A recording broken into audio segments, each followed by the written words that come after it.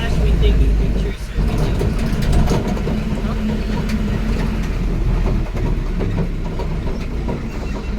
So first animal we have here, if you can look on your right side, the smallest one we have here, the Thompson's gazelle.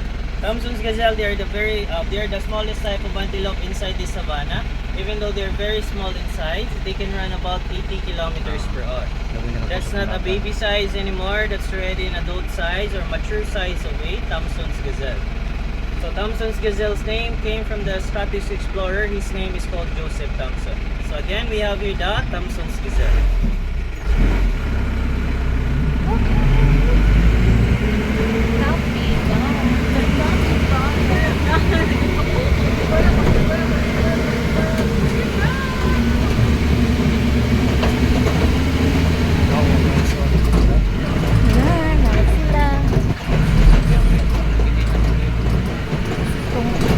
Kung dili sila magpuyo, diri asa kay grabe ang baho asa ilahang kuha. Bantay ka ng kanding kumpay. Oo. Ha? Pero sila na, ditagan ng zebra.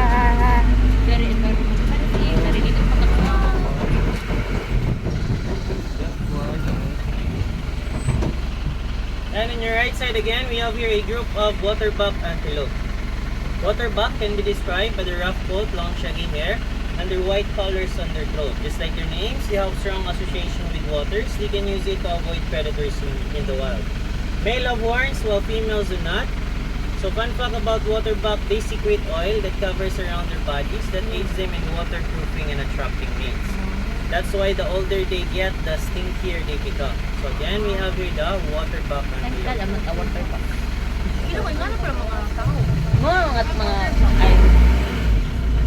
Ay.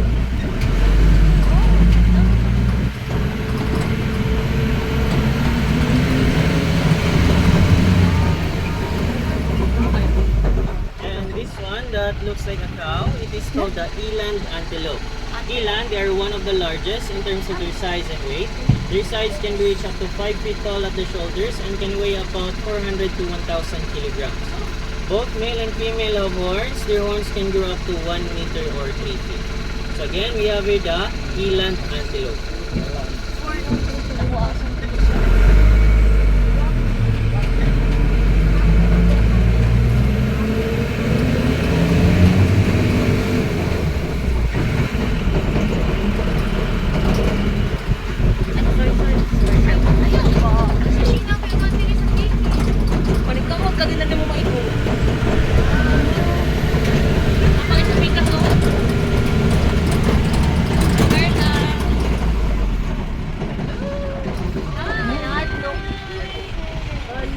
Okay, so if you can look on your left side.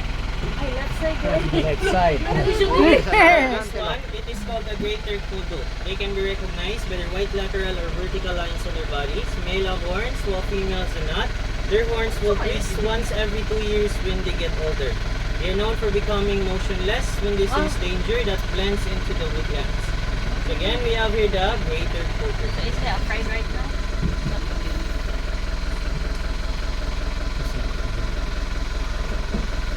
Ni-post na siya. Sure. Paano ba ito?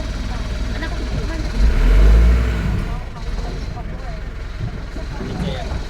Okay na. Okay na. Okay na, thank you. Okay na. Okay na? Okay na. Okay na.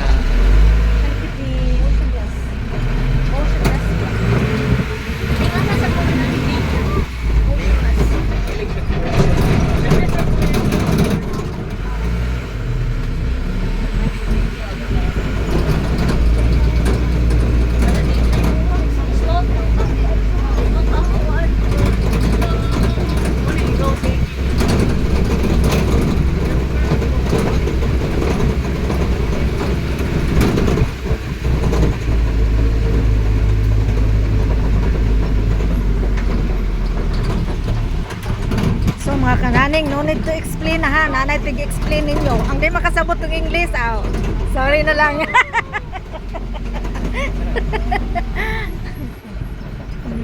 So these two right here, we have here the male and female blessbuck. So blessbuck came from the Dutch term called lace, referring to their white forehead. and their white markings on their faces. Primarily active during the daytime. Both male and female have horns, with females having slightly slimmer ones. Fun fact about blessback, their white markings on their face will serve as their built-in sunscreen protection from the sunlight. So again, we have here the blessback antelope. Thank you. Bye-bye.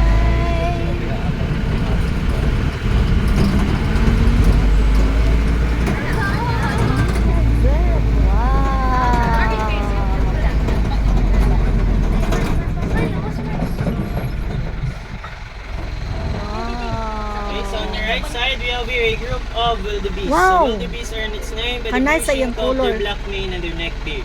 If you're familiar with the Lion King movie, when Mufasa fell into the mountains, they're the ones who accidentally killed King Mufasa by a stampede.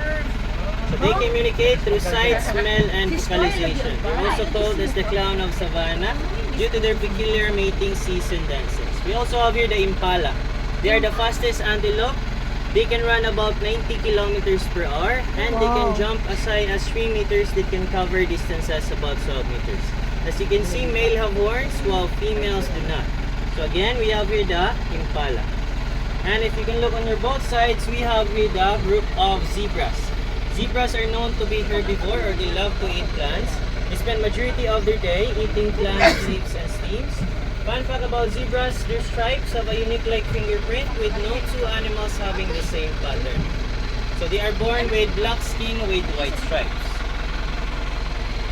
So again, we have here the zebra. Okay.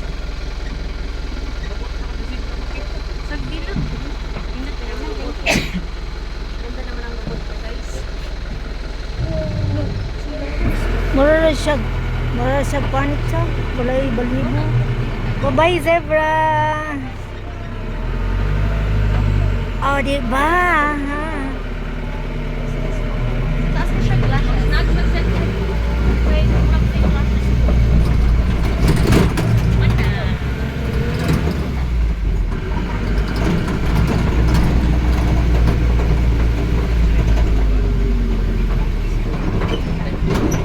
Okay, so that ends up our African Savannah tour. Please, walking tour going down, left side, crocodile area. Right side, African lions. Then walk straight ahead, you'll see there the cheetah. Circle cats going to the giraffe. Walking tour going down.